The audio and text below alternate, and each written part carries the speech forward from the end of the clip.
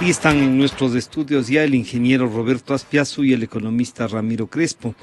El tema que les queremos plantear para este diálogo en esta mesa de trabajo es tanto la entrada en vigencia de las reformas laborales y la posible reforma o un nuevo paquete de reformas tributarias que plantea el régimen.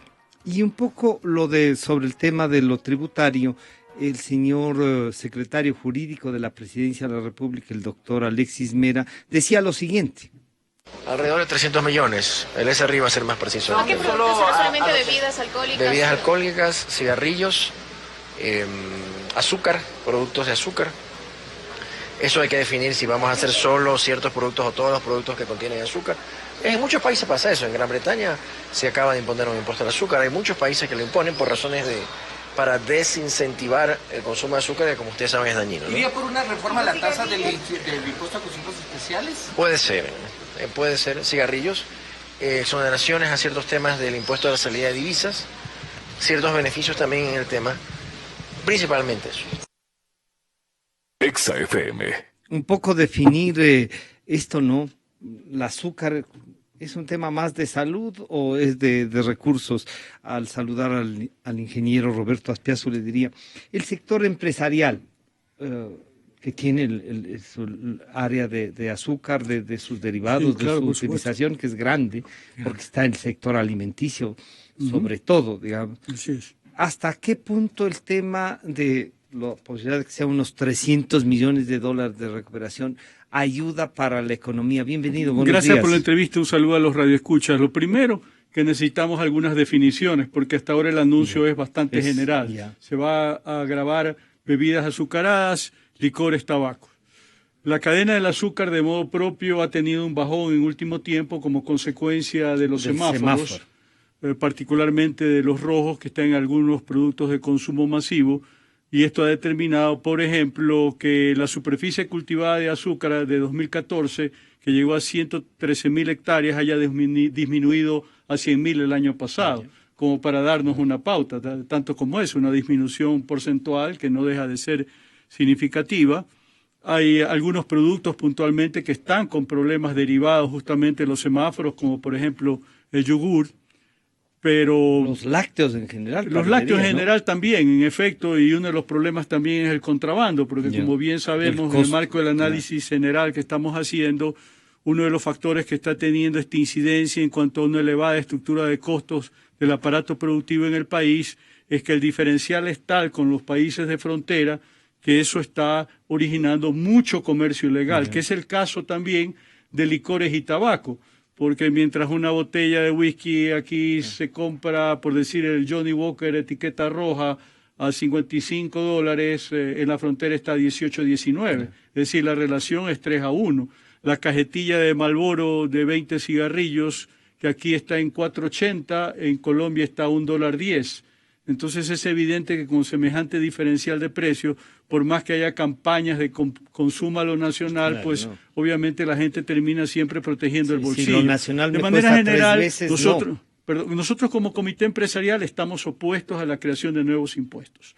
Es decir, no es el momento para hacerlo debido a que estamos atravesando, sabemos bien, una etapa de recesión económica con bajón en ventas y consumo, y en la medida que se incrementen los precios, obviamente esto va a tener una incidencia en este factor, todo lo cual va a comprometer más aún el desempeño de las empresas y evidentemente esto puede tener una incidencia también en el mantenimiento de plazas de trabajo. Ingeniero, pero podrían decirles, es necesario ya que la industria también busque prepararse para estos cambios que son reales. Se habla tanto de la salud, del uso del azúcar, pero de todo eso. Hablemos de que la intencionalidad es clara, recaudar más dinero, millones, ¿no es cierto? Claro. Y esto de alguna manera se lo promociona o se lo justifica por el lado de que queremos reducir el consumo del azúcar. Pero todo esto sale de un momento a otro. ¿Cuál es la respuesta de la industria? Abramos un espacio de diálogo y nosotros estamos dispuestos a poner un empeño de manera tal que dentro de un horizonte de 2 años nosotros vayamos reduciendo sistemáticamente el nivel de azúcar en una amplia gama de los productos que nosotros colocamos en el mercado, porque si se trata de eso, la solución viene por ahí. pero si se trata de recaudar porque hay necesidades fiscales, obviamente se opta por lo otro. Pero yo pienso que esto finalmente es una solución parche, la veo de esa manera y me inclino a considerar la necesidad de que esto tenga una respuesta mucho más integral. ¿Por qué no nos empeñamos, por ejemplo, en tratar de evitar la caída que se está dando en la recaudación de los impuestos que ya existen? ¿Por qué se está dando ese fenómeno? Obviamente por la recesión, porque falta confianza, porque no hay certidumbre en los actores económicos, y todo eso finalmente se va reflejando un estado de ánimo en general de la población, en donde la gente prefiere ahorrar antes que gastar. Y bueno, en la medida que tengamos las señales equivocadas, no vamos a revertir este ciclo, o va a demorar mucho más que esto suceda, y creo que el anuncio de nuevos impuestos no contribuye a cortar el ciclo. Al saludar al economista Ramiro Crespo, le diría, los tributos en general, planteados vía salud, vía necesidades de financiamiento, incrementar los ingresos estatales para financiar el desarrollo, podemos decirlo así como discurso incluso. ¿Cómo debe estar equilibrado entonces? Si la reacción del sector productivo dice, oigan, no me pongan más porque tengo ya problemas con lo que me pasa. ¿Cómo equilibrar las necesidades que tiene el Estado frente a las posibilidades reales de un mercado que pasa por el sector privado? Hay una famosa curva en economía, la curva de Laffer, que básicamente dice que para recaudar más, uno debe bajar los impuestos, porque así la gente los paga y no desestimula la actividad económica. Por ejemplo, si mañana nos ponen un impuesto a la renta del 100%, ¿qué es lo que vamos a hacer nosotros? Llevándole a un extremo, ¿no? Claro. ¿Qué es lo que vamos a hacer nosotros? O no trabajar, o sencillamente engañar en la declaración de impuesto a la renta. Y si ya engañamos por 1.000, engañamos por 1.500, preso por 1.000, preso por 1.500. Entonces tiene que haber una moderación en los impuestos, porque de lo contrario se vuelve contraproducente. Lo que está pasando con este gobierno, que primero, cada vez los ecuatorianos estamos pensando que es, en el mejor de los casos, un ogro filantrópico, como decía Paz, no, Octavio Paz, un ogro filantrópico, no, y probablemente un Estado parásito. Entonces, pagar impuestos para un exceso de personal, pagar impuestos para obras como el aeropuerto de Tena, el aeropuerto de Santa Rosa, carreteras que ahora no se están manteniendo, que tal vez se hicieron demasiado costosas o innecesarias algunas, todo ese tipo de cosas también es un tema que a los ecuatorianos desestimula. Pero muchos le podrían decir, economista, que el Estado ha tenido que suplir la falta de creatividad del sector privado. Hace un momento el economista Dávalos, en un diálogo anterior, nos decía, pero no se pueden hacer ajustes simplemente por ajustar, sin tener en cuenta las familias que están atrás. Sí, pero yo creo que obviamente cuando estamos en una situación mala, en la que si estamos obesos, ¿no?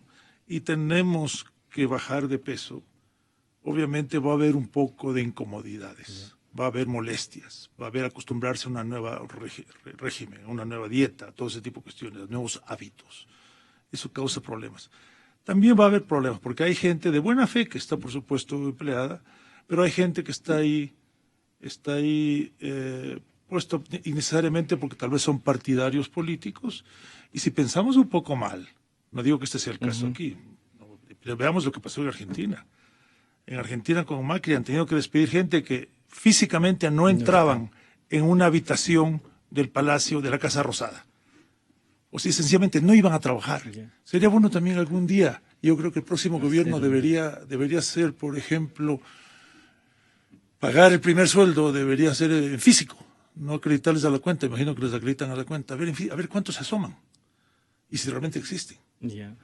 Puede ser que sí, me imagino que sí, pero de todas maneras siempre hay que comprobar. Cuando uno sabe que en una carretera hay radar, no es necesario porque uno cumple las leyes, pero el hecho de que haya hace que uno cumpla mejor las leyes. Entonces, estoy muy de acuerdo con lo que dice Roberto. Estos son unos impuestos improvisados. Uno de los problemas que hay en el Ecuador es que prácticamente hay un solo poder, que es el Ejecutivo. Se tienen 5 poderes para tener solo uno. Da la impresión de que nos han dado 5 poderes y con eso tenemos más pesos y contrapesos, lo que llaman los americanos checks and balances.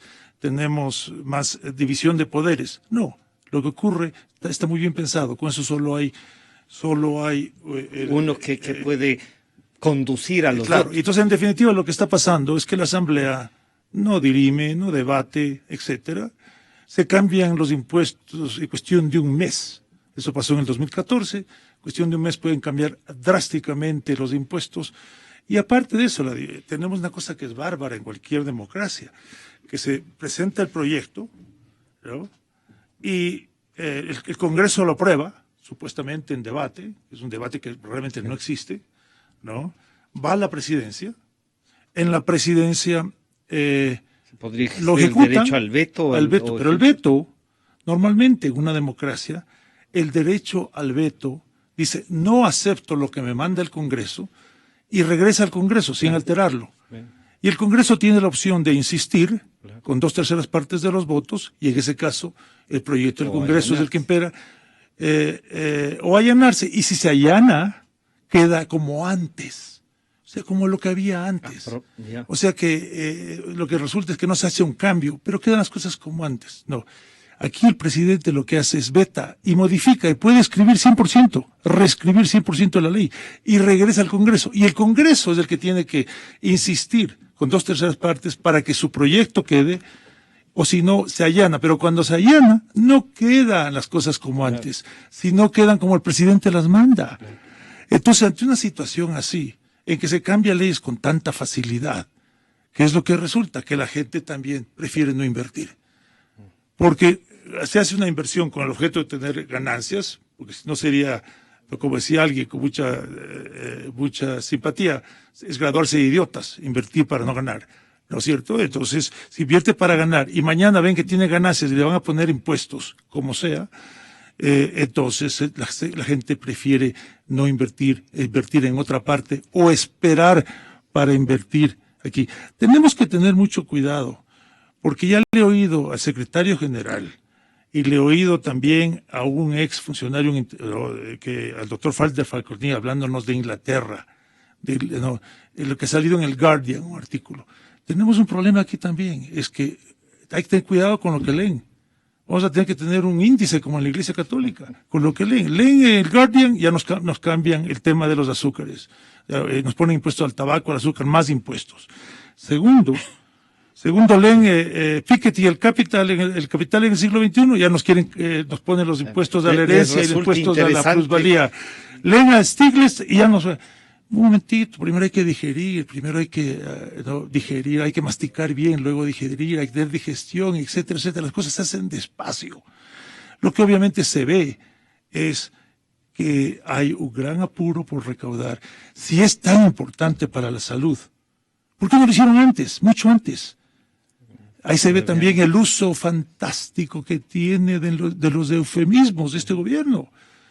La cosa es muy clara, es un impuesto que pretende recaudar 300 millones. Lo de la salud es secundario, si no lo hubieran hecho antes.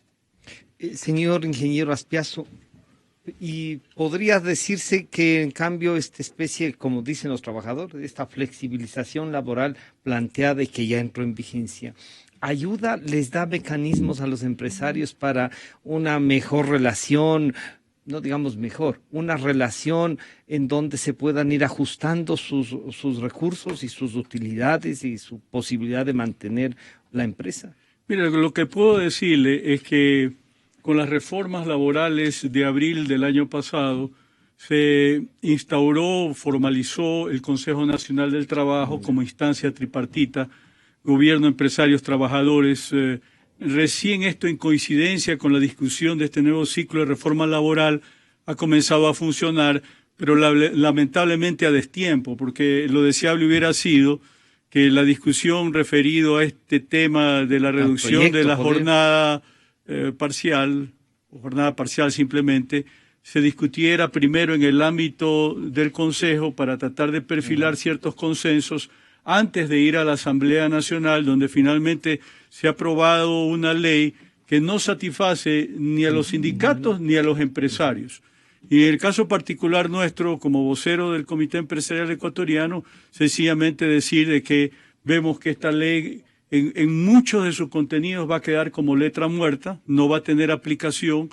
El hecho mismo de este tema de la jornada parcial, desde el momento mismo que requiere de una aprobación por parte de una autoridad del Ministerio de Trabajo, cuando esto sabemos bien va a ser voluntario, y lo que se debió, pues, de alguna manera normar es un mero registro, pues la aprobación también puede quedar sujeta a condicionamientos, como por ejemplo la reducción de los salarios de los ejecutivos, un plan de austeridad, si hay distribución de utilidades, que las horas no trabajadas sean de alguna manera retribuidas a pesar que no fueron trabajadas. Entonces, mire, yo entiendo que el gobierno concibió esto con un buen propósito, en términos de tratar de generar una flexibilidad en el régimen laboral de forma tal que sobre todo microempresas y pequeñas empresas que frente a un escenario de crisis son las más comprometidas, son las que tienen mayores dificultades, puedan llegar a acuerdos formales con sus trabajadores para el efecto consiguiente.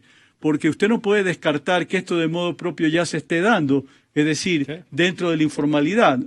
No lo sé, estoy especulando, pero no me llamaría la atención que esto esté sucediendo de modo propio. ¿Me explico? Probablemente esa era la lectura que tenía el propio gobierno cuando tomó esta iniciativa. Tratar de darle, repito, una formalidad a todo esto. Pero tal como quedó, yo no veo que, por ejemplo, este mecanismo en particular vaya a ser útil y, por supuesto, nos genera alguna reserva que por vía reglamentaria se pueda disponer los porcentajes exigibles en lo que tiene que ver con la cantidad de nómina sujeta a pasantías y a contrato juvenil, porque evidentemente eso podría poner en aprietos a empresas de tamaño mediano y grande por efectos de la estructura de su nómina, obviamente. ¿Usted cree que podría venir en virtud del reglamento una especie de norma entre aclaratoria y obligatoria para que efectivamente es un poco como está el tema?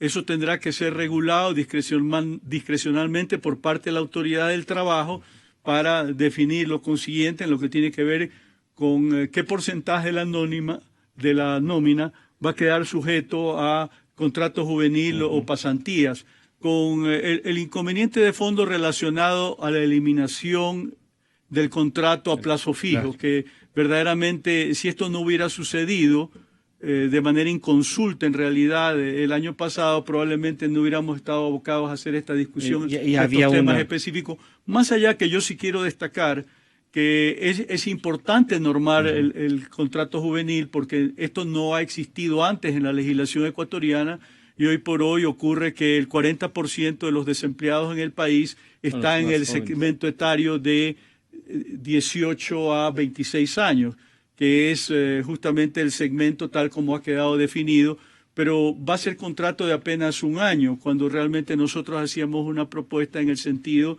de que pueda ser más extenso durante la etapa de formación del joven, hasta que se gradúe, hasta que obtenga su título de educación superior, y no limitado, constreñido a un año. Y lo que tiene que ver con las pasantías, algo parecido, porque finalmente se establece un plazo de 6 meses, con la particularidad de que hoy por hoy el número de pasantías en el país es muy reducido, frente a un total de alrededor de 100.000 estudiantes que están en etapa terminal de educación superior. Exactamente, de educación superior sobre todo, ¿sí? Apenas 10.000 están ocupados en pasantías, es decir, apenas hay una pasantía por cada 10. Entonces, había ya una legislación que databa de los años 90, interesante esta posibilidad, pero vuelvo al punto inicial de mi respuesta. Todos estos temas debieron haberse discutido en el Consejo Nacional del Trabajo, una instancia tripartita, que por lo demás está avalada por compromisos internacionales a los cuales Ecuador es adherente en el marco de la Organización Internacional del Trabajo. Economista Crespo, planteado así, no encuentran entonces ni los trabajadores dicen esa flexibilización laboral va precarizar nuestros ingresos, van a bajarnos un porcentaje. Y claro, y cosas como esta del el tiempo de la maternidad que puede pasar, pero sin ingresos, ¿cómo van a manejar los empresarios también? Mientras alguien no viene 9 meses o un año sumando todo, contrato a alguien, ya ese alguien le tengo que mandar cuando vuelva. ¿Eso no una flexibilización laboral? Eso no una flexibilización laboral. Caramba, no sé, porque si reduce el empleo, no sería flexibilización laboral. Yeah. Se supone que debería haber flexibilización laboral para que las empresas den más empleo y para que las empresas sobrevivan. Una cosa importante es que la empresa tiene que tener la capacidad de poder reducir sus costos de producción, sus sueldos, buscar otros proveedores que le vendan más barato, etcétera, etcétera, si tiene que, para poder competir en un ambiente globalizado. Si no puede hacer eso, entonces sencillamente la empresa dejará de existir, tendrá que liquidar y todo el mundo se queda sin trabajo. Si mañana han podido reducir las horas de trabajo o han podido reducir el número de empleados, pasado mañana, cuando venga la recuperación, podrán contratarlos de vuelta. También hay que tomar en cuenta que una época del conocimiento, donde los empleados son muy valiosos por lo que conocen, y en muchos casos tienen enorme movilidad laboral. Por las destrezas que van obteniendo también. Exactamente. Las empresas no quieren despedir a su gente. Es traumático despedir a una persona. Todavía estamos con una retórica de hace muchísimo tiempo, tal vez del siglo XIX o de la primera mitad del siglo XX, en la cual se miraba al ser humano como una parte de una maquinaria que se podría sustituir con facilidad con otra parte más nueva, y por lo tanto mejor. En definitiva, un empleado, un funcionario, son gente extremadamente valiosa, ¿no? Y si es muy bueno no necesita demasiada protección. ¿Por qué? Porque sencillamente es un tesoro invalorable. Entonces, eso es algo muy importante. En cuanto al ejemplo, nosotros en nuestro negocio, si una persona se va 3 meses, una dama se va 3 meses porque ha dado a luz, ya 3 meses es fuerte, y especialmente en negocios de conocimiento en lo que se necesita la presencia y el contacto con los clientes y todo. Pero muy bien, todos entendemos, todo se planifica para 3 meses más. Pero ahora 1 año sin sueldo, no sé, y aquí tal vez me pueden aclarar, si tienen que ponerse de acuerdo las dos partes, o si la persona decide, no, quiero 1 año sin sueldo. Y entonces, uno, ¿cómo le reemplaza a esa persona? Le reemplaza temporalmente, pero le va a reemplazar, y la persona que viene a trabajar, que sea capaz de reemplazarle a esa persona, va a aceptar un trabajo temporal cuando puede conseguir en otra parte un trabajo permanente. Ese tipo de consideraciones hay que hacer, hay que tenerlas, y para eso hay que consultar, porque también depende mucho de las distintas industrias. Una cosa es el sector financiero, otra cosa es el sector laboral, el sector industrial, otra cosa es el sector de la construcción, otra cosa es el sector florícola, por ejemplo. La movilidad que entiendo hay en el sector florícola es altísima. Están acostumbrados a ser migrantes, ir de plantación en plantación. Claro. Entonces, todo eso no se puede aplicar una solución para todos.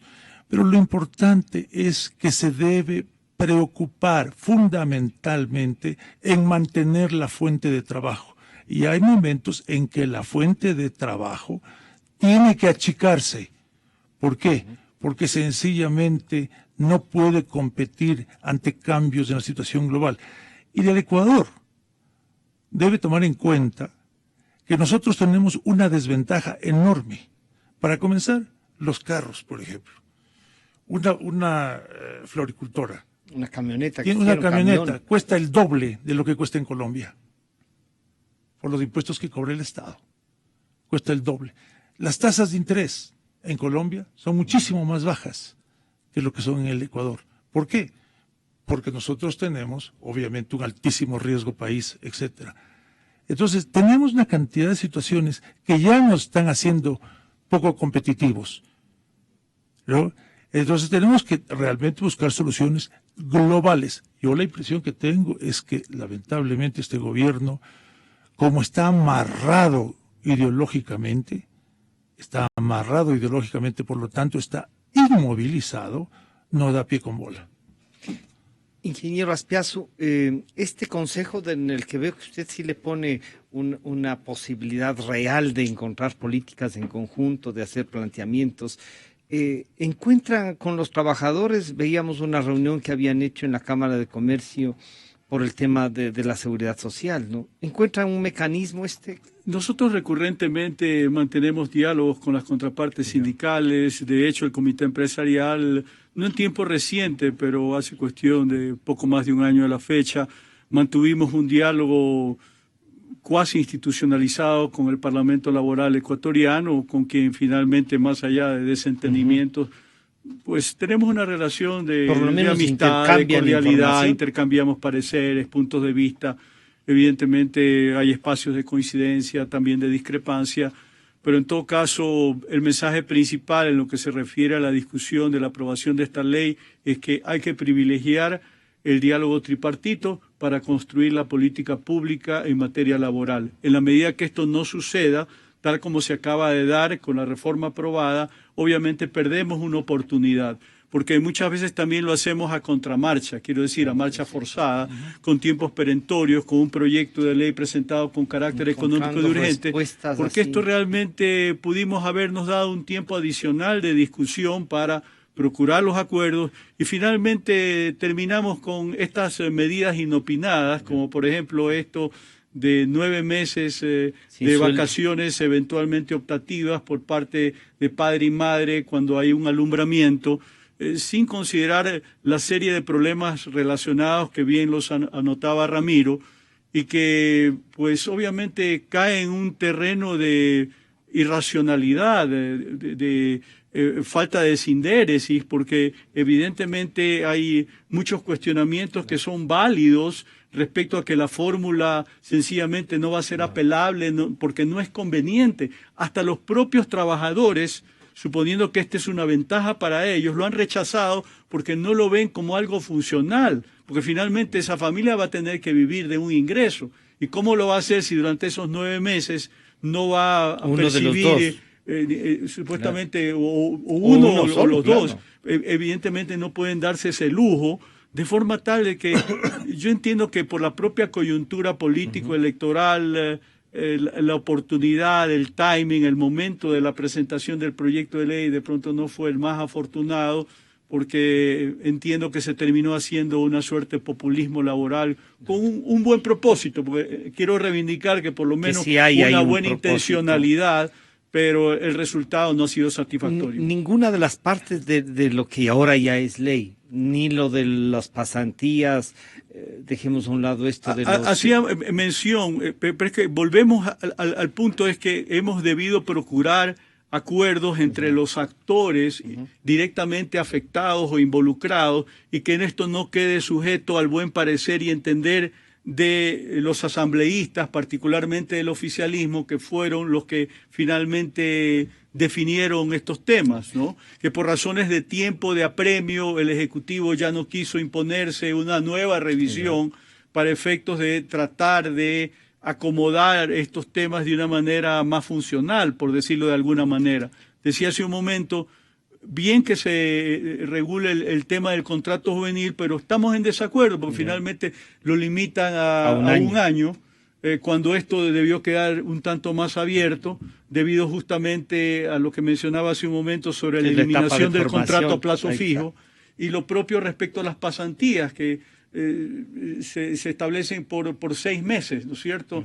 De manera tal que yo no veo que por ese lado vayamos a tener una ganancia importante desde el punto de vista de la flexibilización laboral y sobre todo cumpliendo con un objetivo fundamental de la política pública, que es dinamizar el mercado del trabajo en circunstancias de que el año pasado 147.000 ecuatorianos apelaron a la cesantía. Con el hecho de que si uno analiza las estadísticas, los tiempos que se están tomando los trabajadores desempleados en lograr una nueva plaza de trabajo están aumentando y han aumentado de una manera considerable. Es decir, si usted pierde su trabajo ahora, le va a tomar no menos de 6 a 9 meses recuperar un empleo, de forma tal de que hay un problema real en lo que a esto se refiere, y obviamente para articular una política pública exitosa es muy importante tener el concurso de quienes emplean y de aquellos que son empleados a través de sus organizaciones representativas. Ramiro, esta ley también contempla una cosa que es lo que acaba de topar Roberto Aspiazu, que es la cesantía. Por lo tanto, va a la seguridad social. La cesantía, claro. Y la forma de cómo se va a distribuir la cesantía también. Porque ya no es pues la cesantía que dice en la ley que yo eso cumplo un tiempo y puedo retirar mi cesantía, sino que ahora me van a entregar, diríamos que prorrateadamente de acuerdo a la ley, ¿no es cierto? Esas modificaciones, primero el 1% para el seguro de desempleo, estoy perdiendo el 33.33% de lo que era mi derecho. ¿Cómo puede afectar esto no solo económicamente a los trabajadores, sino también al sistema de la seguridad social? Bueno, les encanta hacer caridad con plata ajena, ¿no? Básicamente, el tema es el dinero de la cesantía, es un derecho de los trabajadores.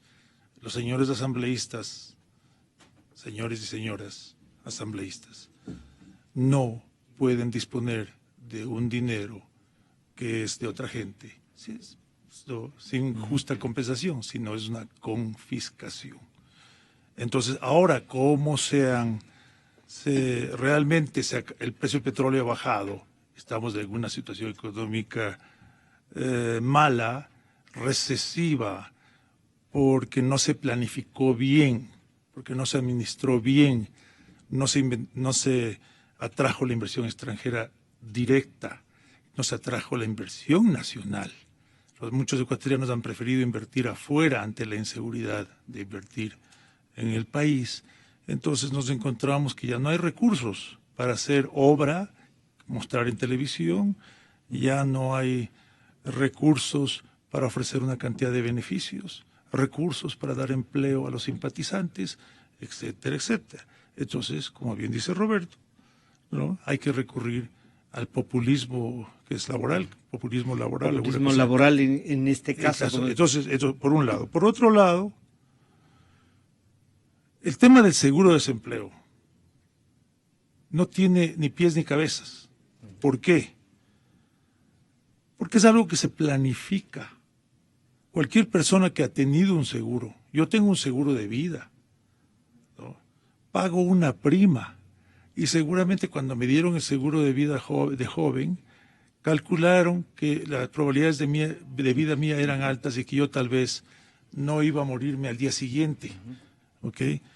Yo no me siento mal de haber pagado el seguro de vida. Me siento contento de que no lo he tenido que usar, ni mi familia ha tenido que usarlo. Estoy contento, estoy vivo. Como también estoy contento de haber pagado el seguro de salud y no lo he usado, ¿no? Muy poco, porque tengo buena salud, gracias a Dios. Eso un seguro es una cosa muy buena. Pero la compañía de seguros que me da el seguro, no me da si yo ya estoy enfermo, así nomás, ¿lo cierto? O si yo ya estoy muerto. Un seguro de vida no da si ya estoy muerto. Aquí estamos, o sea, nunca dan un seguro de vida o un seguro después del que el siniestro ocurre. Es como si yo me choco el auto y ahora quiero pedir que me den un seguro para mi automóvil. No habrá compañía de seguros que me asegure. Aquí se está creando un seguro de desempleo una vez que el siniestro ha ocurrido. Porque ahora obviamente ha aumentado el desempleo. Lo que dice Roberto, la gente está teniendo problemas en encontrar empleo. hay aumento de empresas que no han sido pagadas por el Estado, tienen problemas de pagar a sus proveedores, y a lo largo de esta cadena de incumplimiento de pagos, obviamente gente se va a quedar desempleada. Entonces, si eso ocurre, querer en este momento dar un seguro de desempleo cuando no se ha financiado bien, es obviamente populismo. Entonces, lo que va a pasar es que en poco tiempo ese dinero se habrá agotado. Entonces, tenemos que el problema el problema de que el seguro es una solución parche que se va a agotar pronto. Y ahora, el otro 2%, creo que algo así, las 2/3 partes que le queda al asegurado y que le van a dar ahora en partes, ¿por qué es que le dan en partes y no le permiten retirar? Obviamente porque están sin plata. No nos engañemos, no hay plata. La liquidez la necesitan. La necesita. El Seguro Social está solo comprando, está financiando el gobierno, está solo comprando títulos valores del gobierno. Ha dejado, por ejemplo, de comprar títulos valores de las empresas. Ha dejado de comprar. ¿Por qué? Porque le está financiando al gobierno, a pesar de las recomendaciones del buen departamento técnico que tienen, de que hay que comprar de empresas, inclusive por diversificación, inclusive para mantener el empleo. Pero han dejado de comprar. ¿Por qué? Porque tienen que comprar títulos, deuda del Estado, bonos del gobierno. Está ocurriendo un desplazamiento del sector privado por el sector público. Las necesidades del sector público hacen que sencillamente el sector privado no se pueda financiar. ¿Hay alguna coherencia entre los dos, tanto el de los impuestos que está en proyecto como el de esto de la ley laboral para mejoramiento laboral, o chocan entre los dos principios? ¿Sí? Tendría que analizar mejor para realmente ver los dos. Bueno, yo creo, a ver, si me parece, individualmente cada una está llena de defectos. Tal vez la coherencia sea que ambas son defectuosas.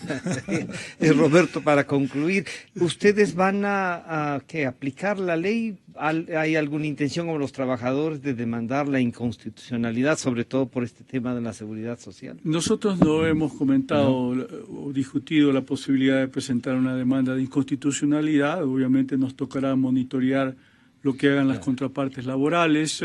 Por ahora es ley de la República, está en el registro oficial a partir de ayer, si mal no recuerdo, de manera tal que tocará cumplir, pero como hemos venido sosteniendo repetidamente a lo largo de esta entrevista, no pensamos que el resultado sea bueno. La mayor parte de los contenidos seguramente van a quedar como letra muerta, inaplicables, por las razones que hemos expuesto durante estos minutos, de manera tal de que en esos términos no tenemos ninguna expectativa favorable. Las cosas seguirán un tanto como están. Se perdió una oportunidad que se debió haber ganado porque el concepto en líneas generales era bueno, pero repito, lamentablemente el tema al entrar a la Asamblea Nacional terminó totalmente distorsionado y el resultado pues es lo que estamos comentando.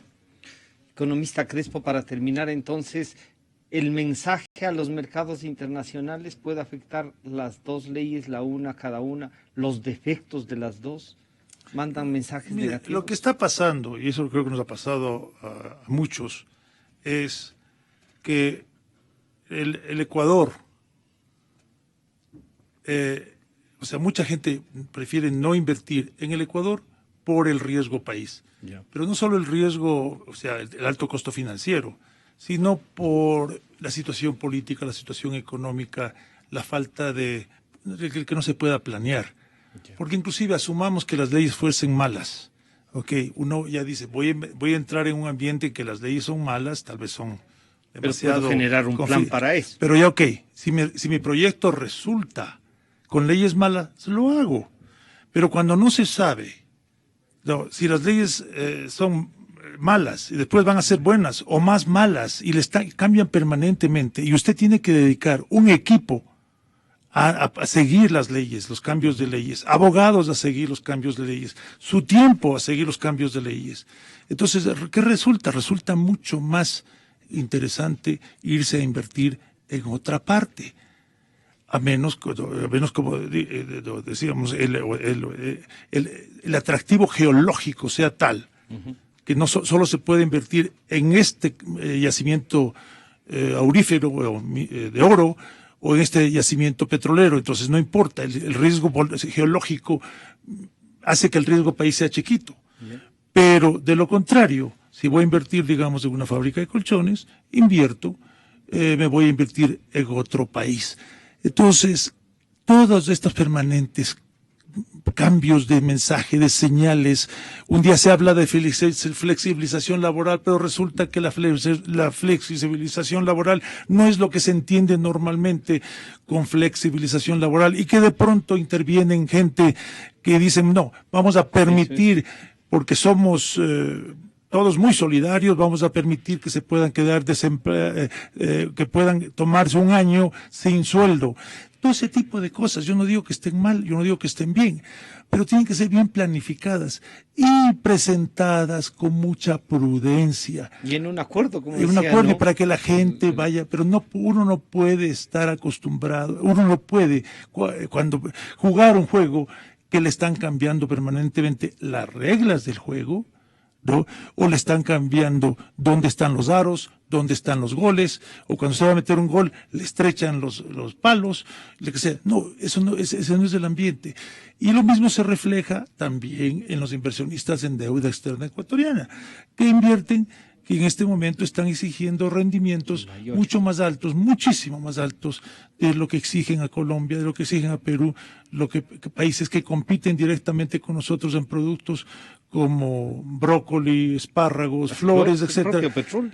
No, el propio petróleo, y que tienen un costo de financiamiento muchísimo más bajo.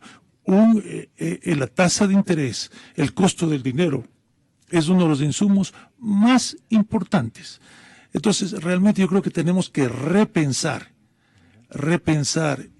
todo este modelo, porque lo que ha ocurrido en estos 9 años es un caso de texto, es para un libro de texto de lo que pasa desde el punto de vista de ineficiencia económica, de pérdida de las libertades, de pérdida de los derechos civiles, de abuso de los derechos humanos, que realmente es como para decir, no, siguiendo el título de Sábato del libro, luego de la dictadura argentina, no, nunca más, porque realmente esperamos que nos curemos de este tipo de novelería por mucho tiempo, porque el Ecuador es un país rico, con gente estupenda, pero lamentablemente con unos gobiernos que no nos dejan crecer. Yo quiero agradecer al señor ingeniero Roberto Aspiazu y al economista Ramiro Crespo por este diálogo. Ya están en nuestros estudios el economista Jorge Rodríguez y el doctor Wilfrido Lucero, con quien después de este corte iniciamos otro diálogo más.